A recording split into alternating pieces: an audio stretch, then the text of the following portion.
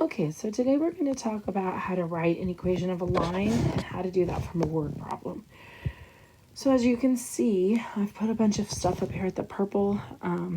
When you're looking for the word slope, it could be words like each, per, and every. Y-intercept are, again, flat fee, starting, beginning, initial, anything that would lead to the beginning of the story. And X, Y refers to one number specifically relating to another number. So an ordered pair. So again, when you start this first example, it says you are visiting Baltimore, Maryland, and a taxi company charges a flat fee of $3 for using the taxi cab and 75 cents per mile. Find the total cost. Cost is Y. So I'm going to define my variables. Y is the cost, X is the miles. So you can write your equation where the slope is 75 cents per mile, that's per X, and 3 was your initial or flat fee. So now you're just going to substitute in what happens at 8 miles. So 8 times 75 cents plus 3 gives me $9. And again, if I have $15 and I want to work backwards, I'm going to subtract the $3 that I pay to get into the taxi. I can then ride for $12 worth, and so I take 12 divided by 75 cents, and then it works out to 16 miles. So again, we've done problems like this before, but we're going to continue to do them in each chapter that it is applicable. So you're going to go ahead and do the practice problems here. We're going to talk about a different kind. This one we haven't done as often. This one is a point slope form, which means you're going to be given an ordered pair instead of the actual amounts. So we're going to work that out.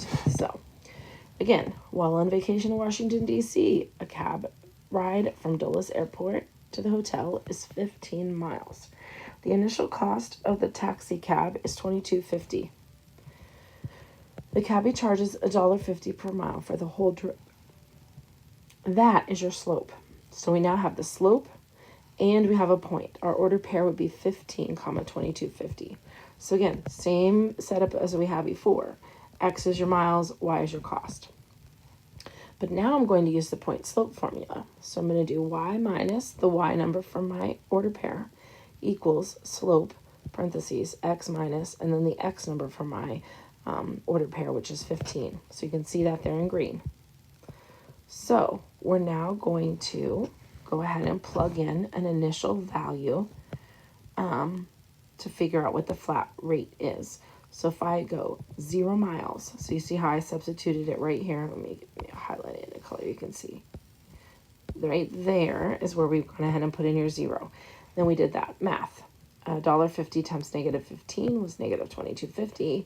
We added the $25.50 and we got a flat fee of $3. That is your B, or your Y-intercept. Again, what happens if I wanted to put in 7 miles? So again, I went 7 miles. We can find out how much it costs. We could have gone back and put it in and solved so that we had the same initial equation that we had before. Because if you notice, I have a slope of $1.50 and a 3. We could have also written an equation in the form Y equals $1.50 X plus 3. And you could have substituted that in there. Let's make that 3 a little neater. And it should give me the same answer. So if we come down here and we put in $1.50 times 7 plus the 3, we should get the same answer that we got up above. 7 times 1 is 7, and half of 7 is 350. So that would be 7 plus 350 is 1050 plus 3 is 1350. So it does work out. Again, you can always use your calculator to check me if you don't believe me. But we do get the same answer both times. All right, so let's do one more example. So the math department sponsors a family fun night each year. In the first year, there were 35 participants. In the third year, there were 57 participants. So again, we have 2 ordered pairs So we can do point slope form by using the two ordered pairs to find the slope. So again, 57 minus 35 and 3 minus 1. So we originally got 22 over 2, which reduces down to 11. So my slope is 11. So again, the number of year is my x value, and the number of participants is my y value. And so you could pick either ordered pair. I probably would have picked the 1 and the 35 because I feel like that's a little bit simpler. The person who did this in blue chose to use the 3 and the 57. And so again, what year would we predict that would be up to 112 participants if it continues growing at the same rate? Notice I said at the same rate. It's a prediction, so you have to continue in the same pattern. So you can see how we plugged in the ordered pair. We went ahead and put in the 112 for the y answer, and then we worked out the solution. We did the same thing for the second example here. Wants to know what happens in the 5th year.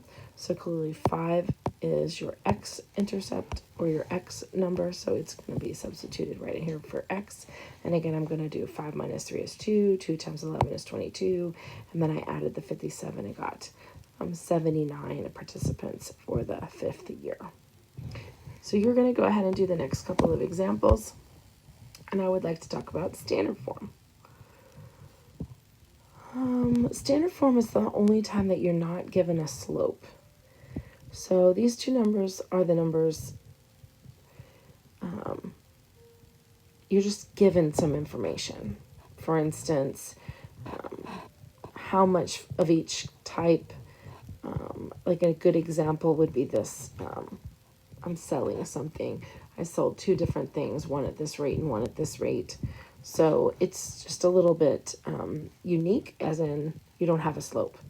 So again, the first example here says your school is sponsoring a pancake dinner to raise money for a field trip. You estimate that 200 adults and 250 children will attend, and the school raised $3,800.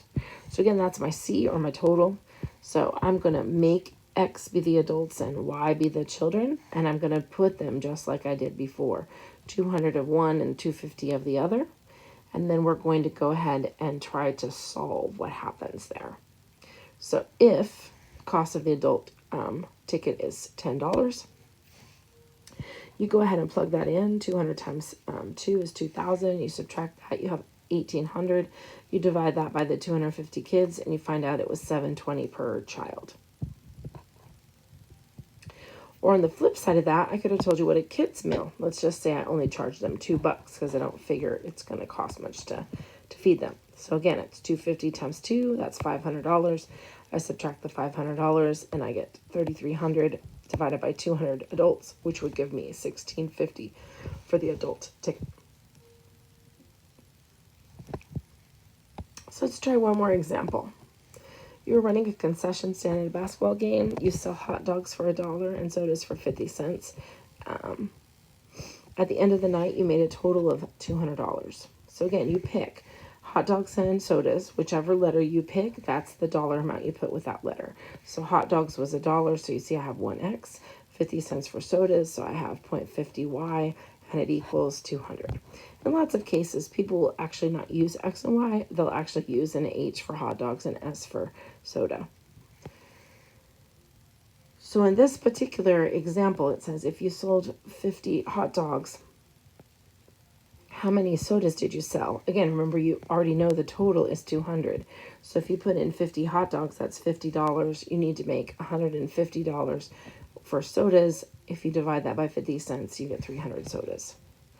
And again, this time let's put in the soda number. 50 cents for 100 sodas is $50. That leaves me 150. They're $1 a piece, so divided by 1 doesn't do any good. So again, you are going to finish all the other problems that we did not do together on your own.